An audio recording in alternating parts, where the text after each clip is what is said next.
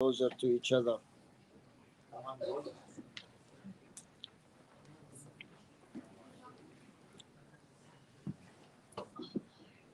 ما تمشي يا حبيبي، قاعد تتفرج علي. انت تعال. لا بلاش. يرحمك الله ويرحمنا معك، انه ولي الرحمه.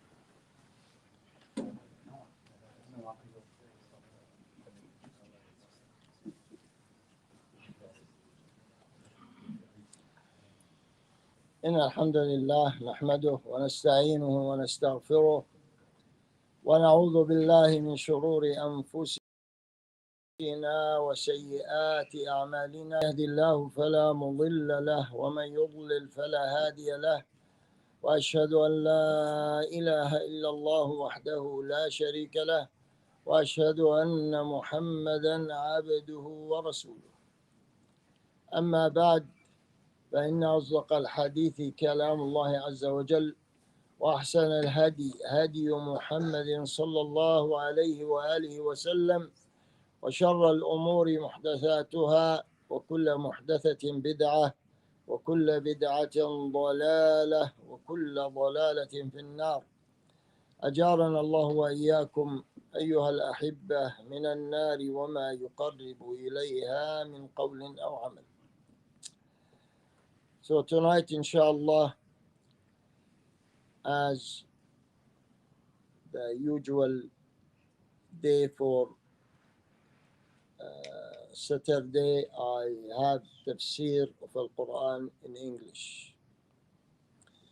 And I apologize. أعتذر للإخوة الإنجليزي مثل حظي قليل، ولكن we try our best. And I'm saying to you, people who doesn't understand well English, tonight is for the youth, and unfortunately the youth speak English. I do want to emphasize why I say unfortunately, but enough to know that you're speaking about Al-Quran, and Al-Quran revealed to you in Arabic. Not revealed as some understand that it reveals to Arabs. No, it reveals to all the mankind and the jinn. So Al-Quran is a message of Allah subhanahu wa ta'ala to all mankind and the jinn altogether. And the mankind, as Allah subhanahu wa ta'ala told us about it, they have different tongues and different languages and different, what they call it, even the way to speak the language is different from an area to another area. Yani the English speaking with the accent of New South Wales is different than the English speaking with the accent of Victoria, for example. So when you come from Victoria to New South Wales, they say to you, welcome to Australia. I mean, as you are a foreigner, you don't speak English. The same as you go to your motherland, England, they laugh at your English the same, and you laugh at their English. But this is the decree of Allah subhanahu wa ta'ala. So He make us difference in the look, in the shape, in the color, and in the tongue. But that unite us with all these differences under one banner, it is Al-Islam. And you say, as the poet of Indian continent, Muhammad Iqbal, I don't know if any of you heard his name. He was a great, famous mujahid in his time, against the English. And he say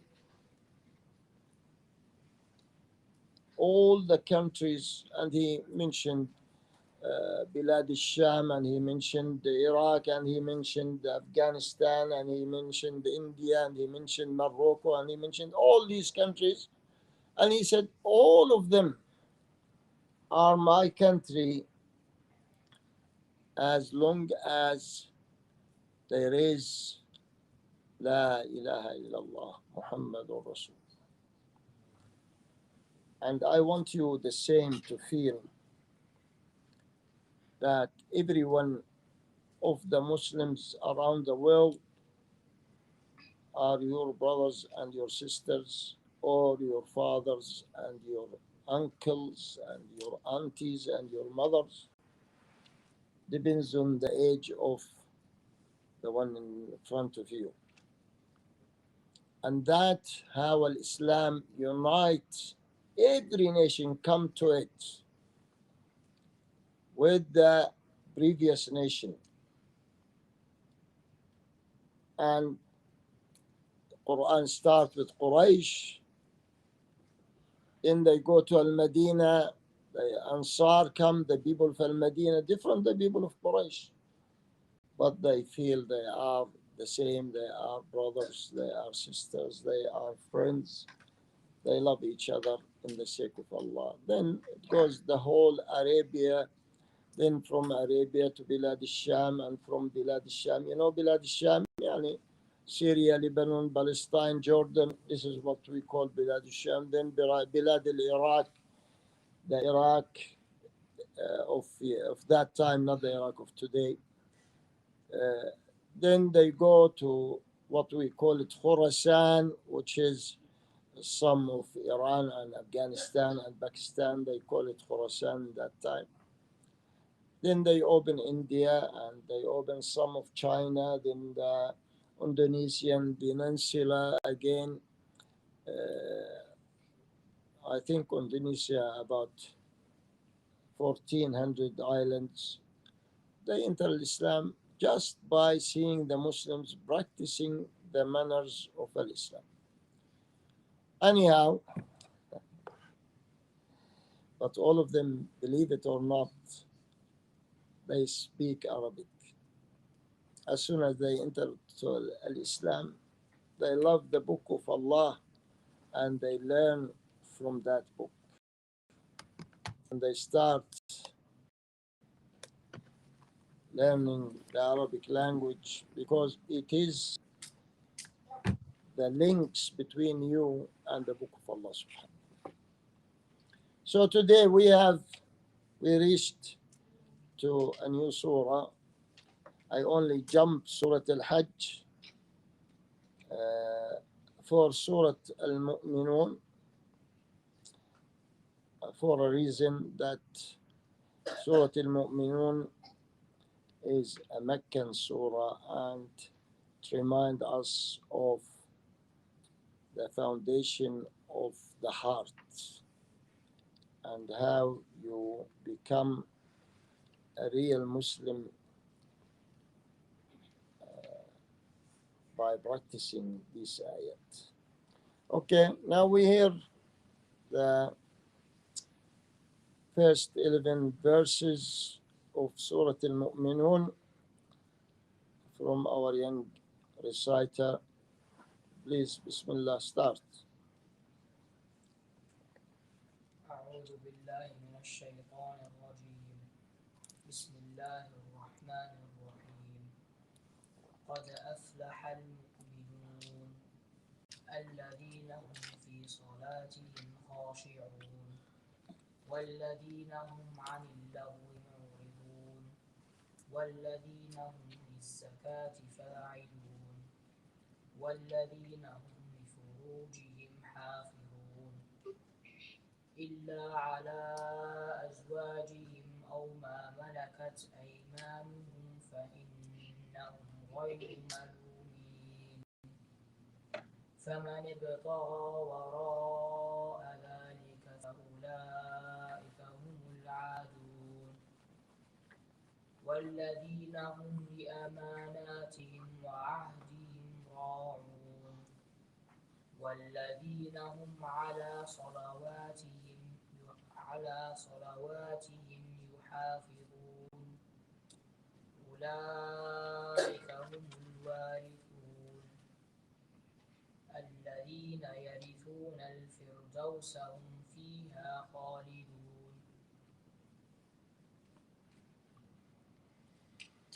English.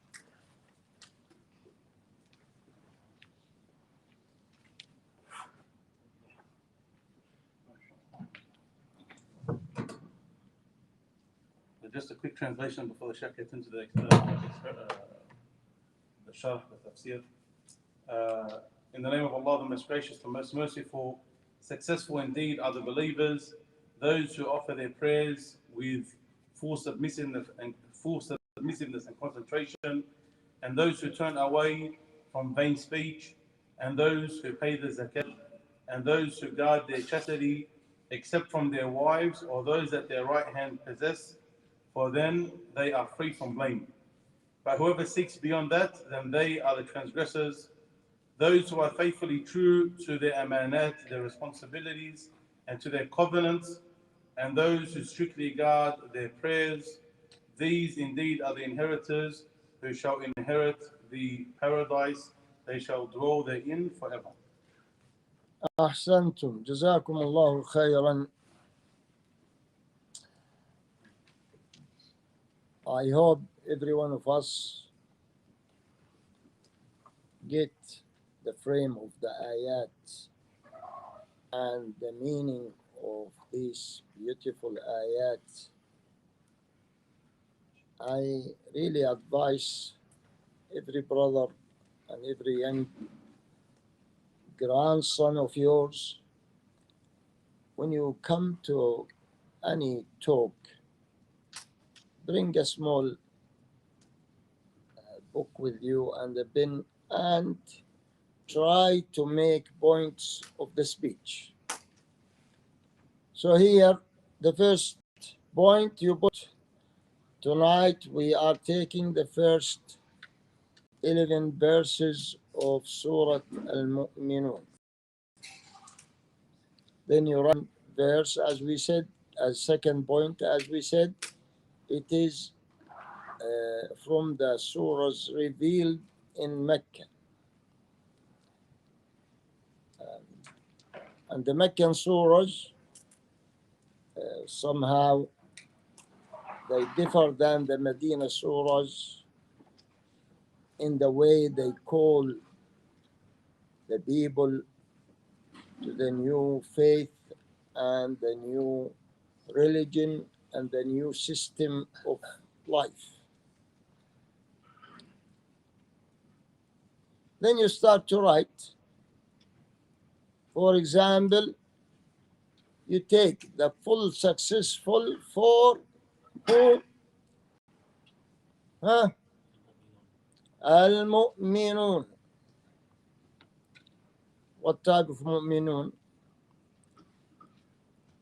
The second verse say, the first thing they do in their life is they make the prayer priority in their life.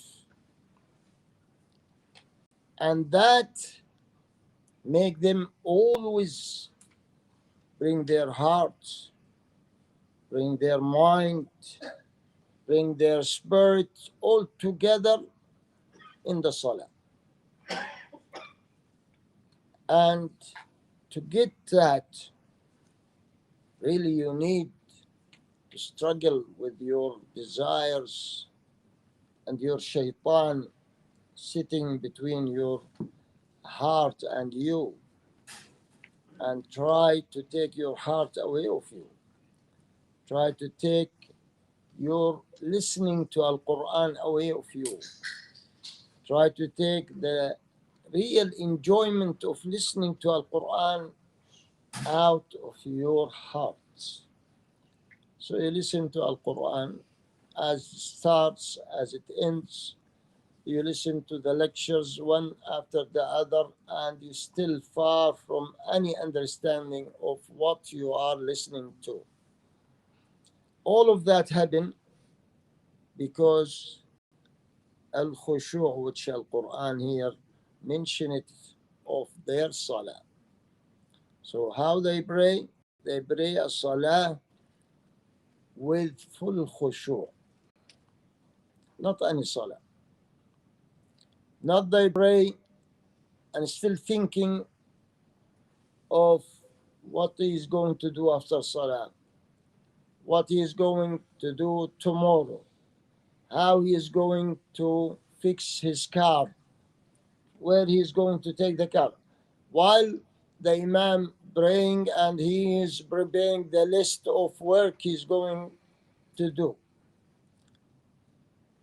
Some people, they told us a story in one of the mosques. I think it was somewhere in India, and the Imam prayed 3 rak'ah in Al-Asr time. And he said, Assalamu alaikum. The people said, you prayed 3. Some people say, no, he prayed 4. The Imam said, I prayed 4. I didn't pray 3. And one there in the end of the mosque, he raised his hand and he said, Sheikh, Wallahi, you prayed 3. He said, how come you swear that I prayed 3? He said, because every Asr, I have 4 stores. Every rak'ah, I make the plan of tomorrow for the first store, the second rak'ah, second store, the third rak'ah. And today I didn't finish the plans. That means the salah was minus 1 rak'ah. Subhanallah. So what he gets out of salah, even if he prays all his life, from 7 years until he dies, in 70, in 80, in 100 years, he gets nothing of his salah. It is like the one who make business and every time only he retain his capital and he doesn't make any profit. And then he claim, I make business, so look how long I've been doing business. I say, but we see you as you are. Where's your business? Wallah, I don't have a luck. I don't have this. I don't have that. There's nothing called luck in Islam. That's the one who pray and doesn't put every effort of his heart and his mind and his soul in the salah. That's the real salah. But just making exercise up and down, down and up, that is not salah. And Allah will not accept that from you at all.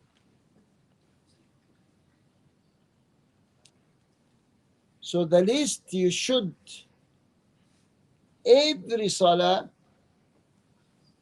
it make you better than the previous salah.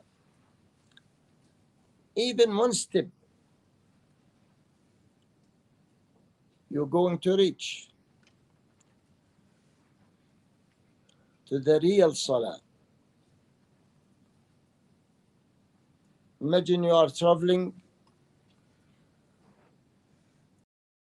and you go around about all hours going up and down, down and up and in the same circle. Did you travel anywhere? No, you're still 0. Yes, you get tired, you waste so much petrol, you waste the tires, this, that, but you didn't go even for 1 meter far in your journey. But even if you drive 1 kilometer an hour and you start probably in the right direction, you're going to reach. Even very late, but it is going to happen. So take your salah very seriously and work on yourself. When the shaitan take you away, fight the shaitan and come back.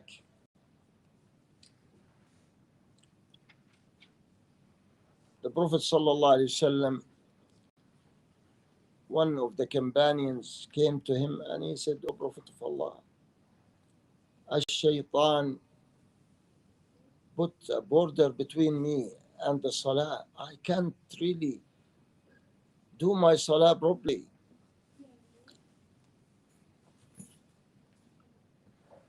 He said, yes, there is a shaitan working on your wudu. There's a shaitan working on your salah. There's a shaitan working on your dhikr. Do not let the shaitan succeed and you fail and you lose it. The opposite. Struggle with the shaitan. Fight it back. How I fight it back, O Prophet of Allah? He said, read قُلْ أَعُوذُ بِرَبِّ النَّاسِ while you are praying. The shaitan messed up with you in the first rak'ah. Say أعوذ بالله من الشيطان الرجيم بسم الله الرحمن الرحيم قُلْ أعوذ برب الناس ملك الناس إله الناس to the end of it, then spit on your left or blow it, as they say. Not a, not a spit, a big one, no. Just something, you blow it, shaitan runs away of you. And you see the quality of your salah completely different before it and after it. He will retain. Try it again. Be constant with your salah until the shaitan become weak in front of you. When they couldn't come to the heart of the Prophet ﷺ, they came physically to him to hurt him while he's in salah. Once the Prophet ﷺ went back, then he held something after the salah. The Sahaba said, O Prophet of Allah, we saw you doing something.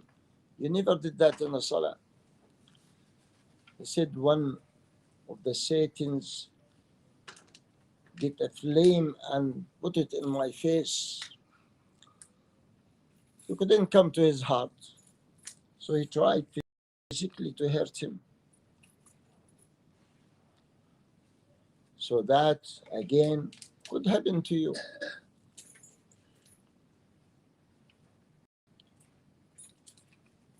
Especially with the young ones. He start the salah, he feel that the water coming from the front, number one, between his legs. He leave the salah, he go to the toilet, he find nothing, there's no water. He come again. He made sujood, he feel that something come out from number two. He run to the toilet. Yani, I remember in one of my mosques, a brother maybe repeat that 5 times. Then after salah, I said to him, what's wrong with you? He said, Wallah, I felt this, I felt that. I said, didn't you hear that the Prophet ﷺ said, the shaitan come and play with your number 2 area until you feel you past wind, but nothing really happened. So don't bother to move or worry about it.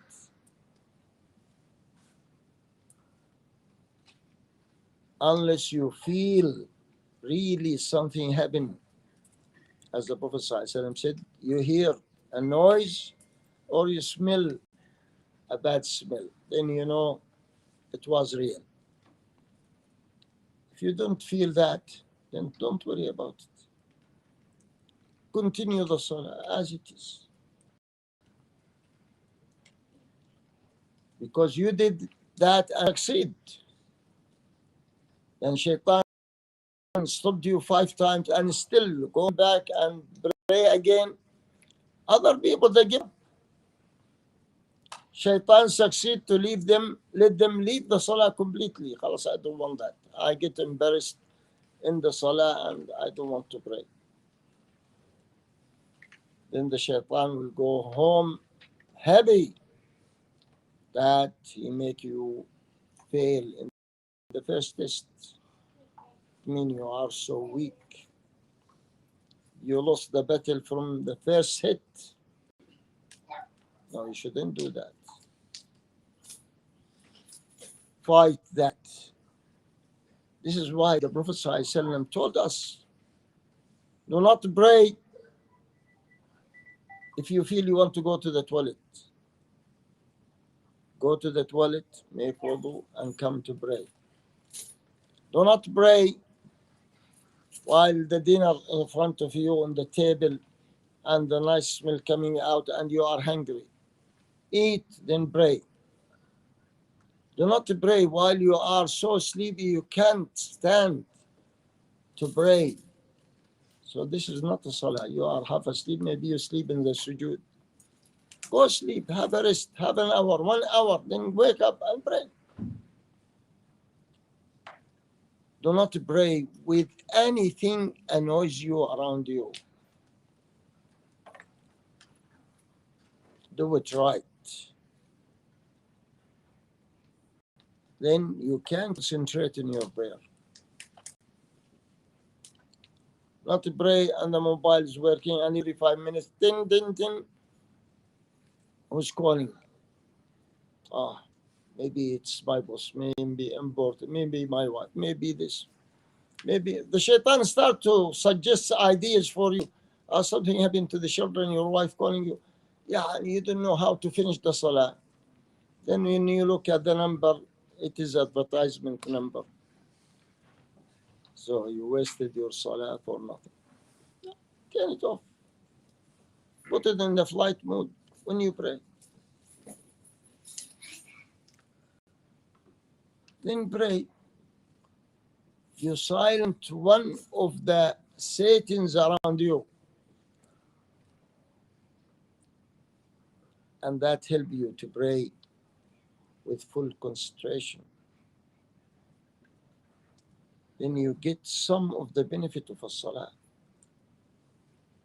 Until you reach to al-khashi'un, it need a lot of work. But if you start the work, you're going to reach to that. Do not think from the first day you start praying, you become from al-khashi'in. No. Maybe if you are a special person. And especially the young ones, they don't have much to worry about except playing outside or playing in their computer and PlayStation. Other than that, they don't have any worry. So stop that and pray, and you see better results every day, inshallah. The second matter, which complete the first matter, to be from al-khashi'un, you have to avoid every nonsense talk, rubbish talk, messages, joking, all this. Put it away of your life. Don't need it. Why you don't need it? Because whatever your tongue utter, it is in your book, either for you or against you. Don't say, oh Allah, I was joking. There's nothing called joking. Either you tell the truth or you're lying, and it will return you either a lie or something benefit the people. So now we have the mobile, man, mashallah. Every kid has a mobile and they do nothing but playing and associate with other people playing together and benefit out of that. There's site teaching you how to read the Quran. Connect yourself to that site. There's site teaching you about the Prophet ﷺ and his stories. Link to that site. When you are bored, you want something to enjoy, go to the stories of the Sahaba and listen to some of that amazing, beautiful stories which bring up your morals, your stance of dignity and honor, your stance of what is aib, what is haram, what is not allowed, what is shameful, what's unshameful. Don't take it from these so-called stars. Stars are nothing but fire. And if you see the reality of them, you know what they are. Before you see them, they burn you. That's the stars you see up there in the sky. Yes? You know that? The stars, you see the light bright there, that is fire. If you reach to it, it will burn you. If it comes down to earth, the earth is finished. One of them, one star, enough to wipe Australia and everyone in Australia. Could make it an ocean inside the, it goes inside the Pacific. So don't worry about these stars. They are not real stars. Your stars, they are not stars. We don't call them stars. We call them heroes, your champions, your leaders. Abu Bakr, Umar, Uthman, Ali, Khalid, Zubair, Talha, Abu Talha. The Prophet ﷺ saying, Abu Talha, his voice alone better than 1,000 knights in the army. Allahu Akbar. That is something you should look up to. Not his sword, not himself. What is it? His voice. When he shout and say Allahu Akbar, it is like 1,000 knights attacking with that voice.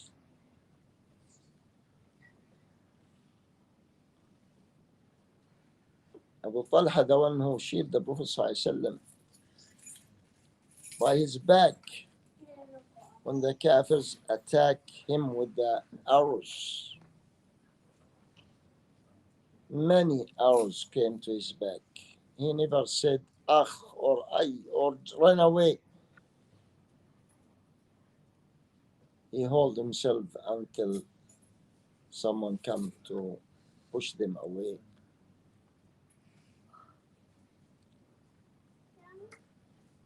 This is the people you should look up to them. Not these nonsense people, full of nonsense.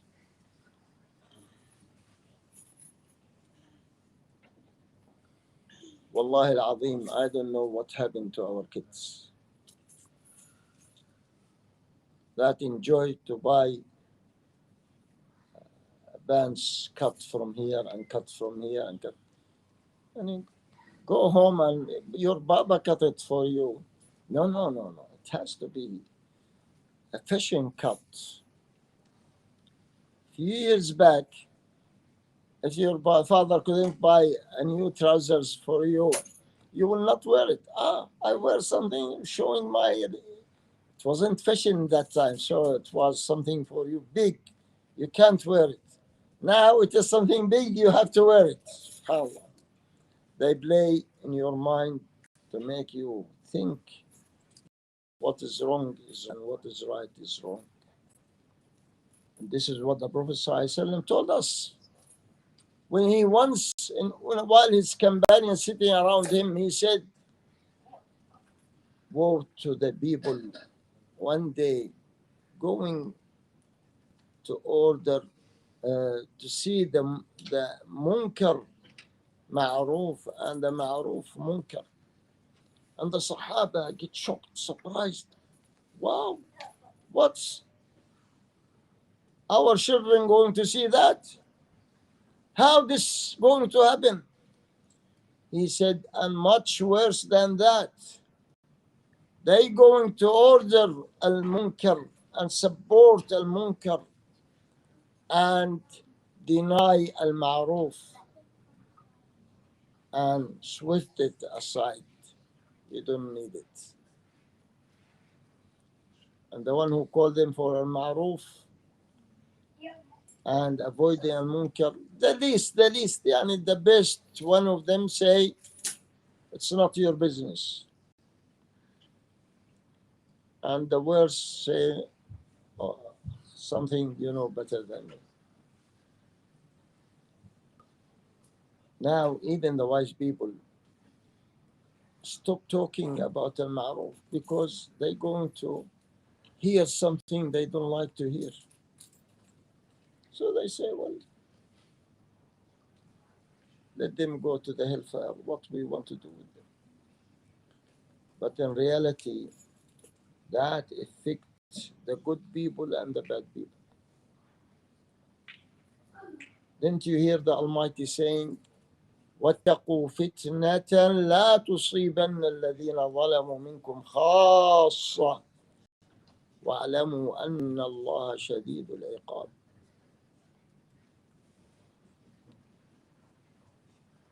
Fear that for your community. Otherwise, the munkar will spread around until it become the most accepted and norm thing.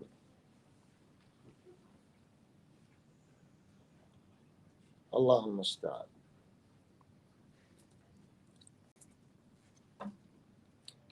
And you see these ayat, one of the beautiful thing about them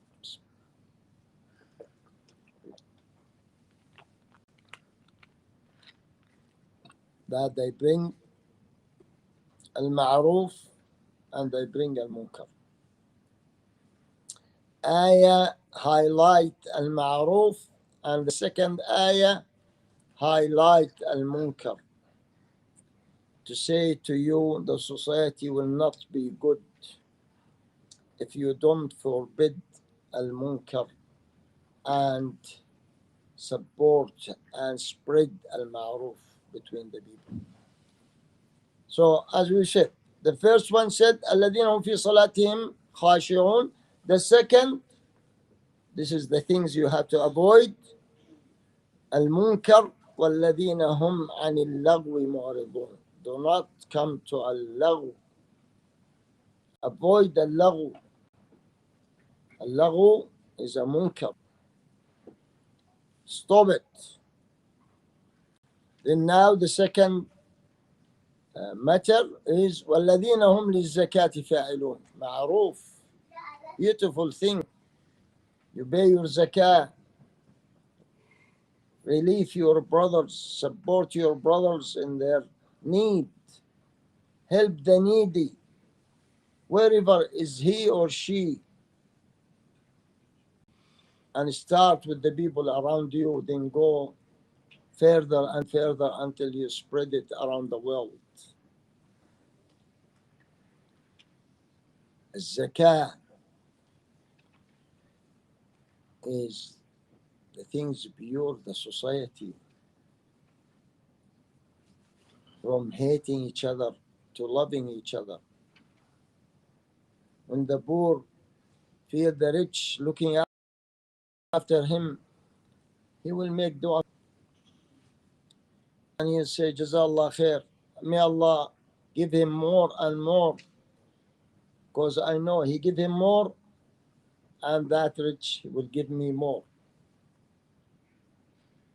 But when he see the rich doesn't bother about the poor and bother how to make a bigger house and a better car and a better boat and he curse him, of course. That's normal. And that increases the hatred between them. That hate that and that hate that.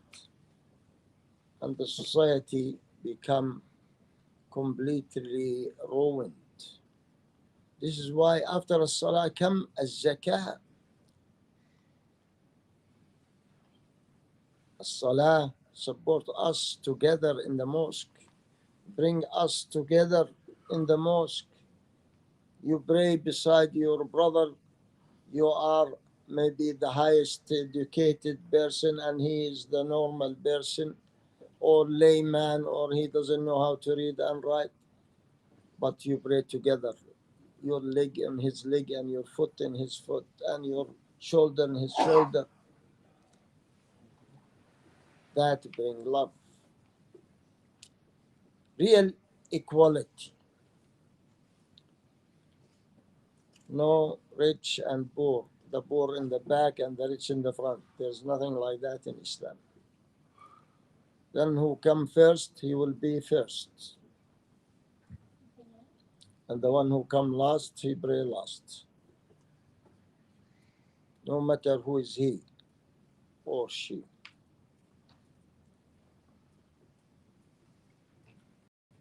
Then as zakah come, again to maintain this love and increase it between the poor and the rich.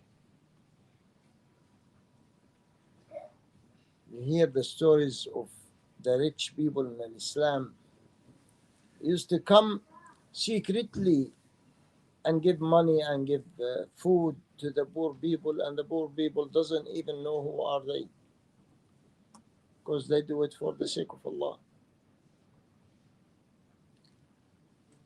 Umar, وما أدراك ما Umar, he was the name, the jinn scared from him. The kings around him fear him, even they don't know him. He used to carry the food in his back and go to the poor people and give it to them. His assistant said, let me carry it for you. I am a young man. He said, no, it's my responsibility. I have to carry it myself. Allahu Akbar.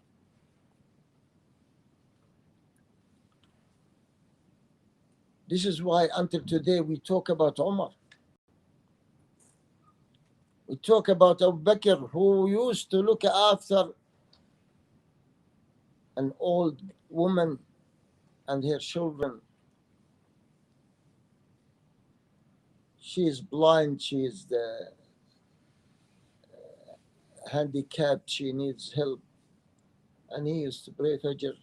Then he sneak out and run to her and milk her goat, clean her room, feed her kids, and go. And he kept doing that even after he became the Khalifa of the Muslims. Many people nowadays say, I am busy, I am busy. Busy with what? Busy more than Abu Bakr. He's running the world and running the armies everywhere in the Arabia.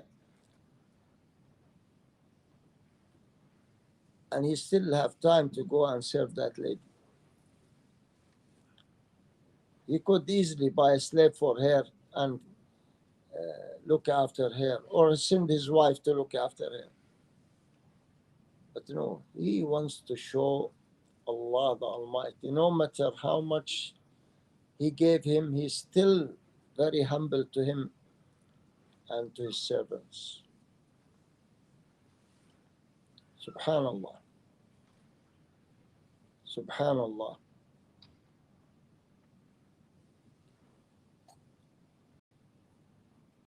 And of course, not paying zakah, you know, it has a big punishment in Islam. Big punishment in this life and in the hereafter.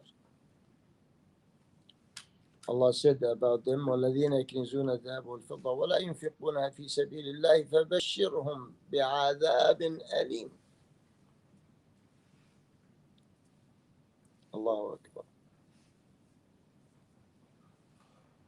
And if there's anyone looking after that in Islam,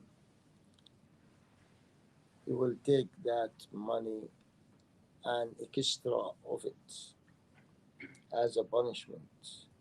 As the hadith say, إن آخذوها وشطر ماله عزمة من عزمات محمد صلى الله على محمد وآل محمد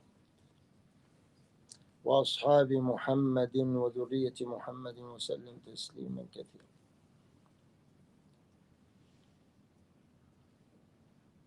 Allah al-Musta'an. When we lose the head, we lose everything. Then come to the most desirable problem we have, that the desire of women. والذين هم لفروجهم حافظون إلا على أزواجهم أو ما ملكت أيمانهم فإنهم غير ملومين فمن ابتغى وراء ذلك فأولئك هم العادون. فأولئك هم العادون. الله المستعان. Again, as I said, the positive side and the negative side, al-ma'ruf and al-munkar come together. Al-ma'ruf, we should encourage the marriage between our kids. Don't say, he's young, he's little, he's this, he's that, she's young. Well, the young who has the desire, after he become 30 and 40, he doesn't need it anymore. He get used to the, I don't want to say it anyhow, but he dry out. But if you marry the young ones when they are, without extremism, but I would say 18, 17 should get married. Let's finish the high school. Wants to go to university, say, okay, before you go there, you have to get married.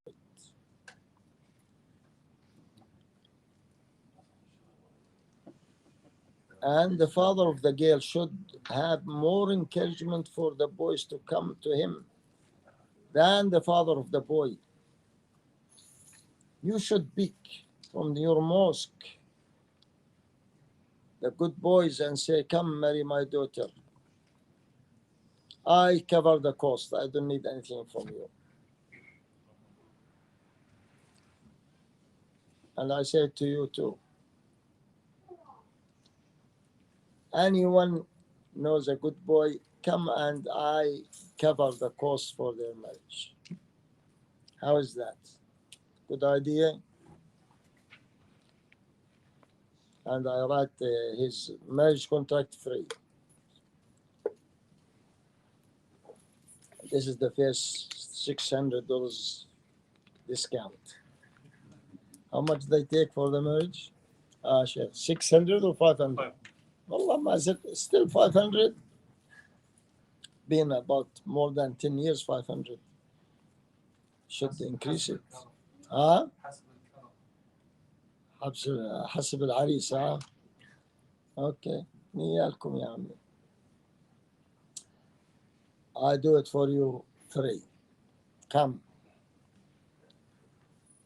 What else you want? Tell me. You are married? Alhamdulillah. Alhamdulillah what? You are married or not married? طيب اصلا مال عمو مش هون. مين مش متزوج هون؟ انت متزوج؟ ما شاء الله. ها you see that's something. شيخ انا ماني متزوج هون.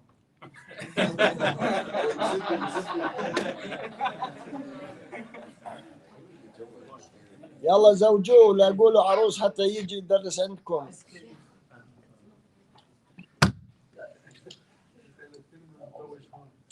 Really, Han, this is part of the evilness of the people, even the people who think they are practicing Islam. My daughter is this, and I need this for her, and this for her, and that for her. Allah al-Musta'an. Allah al-Musta'an. So don't do that to yourselves, to your sons, to your daughters. Marry them before they go wild. Then you start to cry and coming to the Sheikh, please help me. I can't help you. When I told you, do the right thing, you didn't listen. Still too young. Abdullah ibn Amr ibn al-As radiallahu anhu, between his father and him, 11 years. 11 years only. What that tells you? Get married When he got married, Amr ibn al-As, was 11. he was 10 years old. Then 1 year for getting his first son. This is 11 years. This is what between him and his son, 11 years. And the same, he make his son marry again when he was about 11 or 12.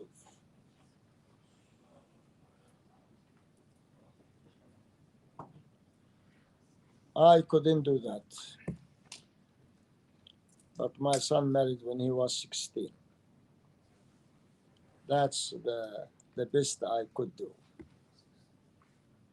But my daughters married when they are younger than that. Alhamdulillah.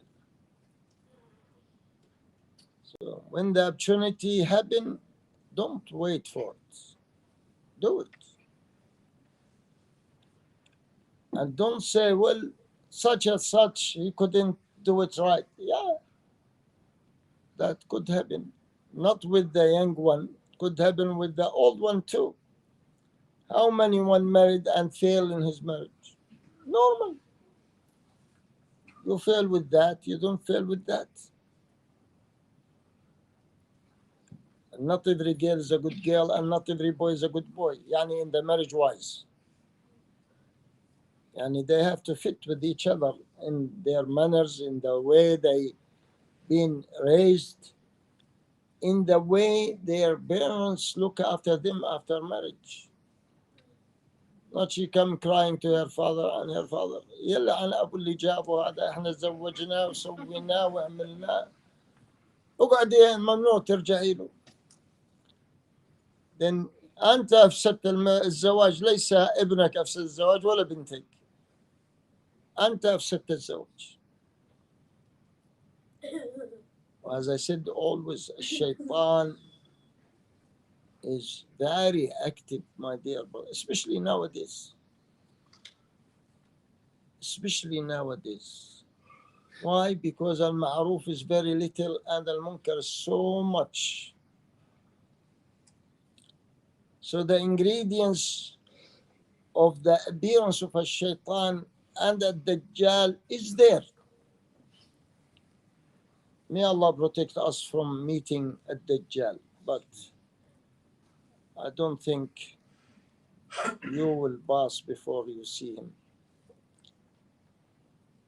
Allah al-Musta'an.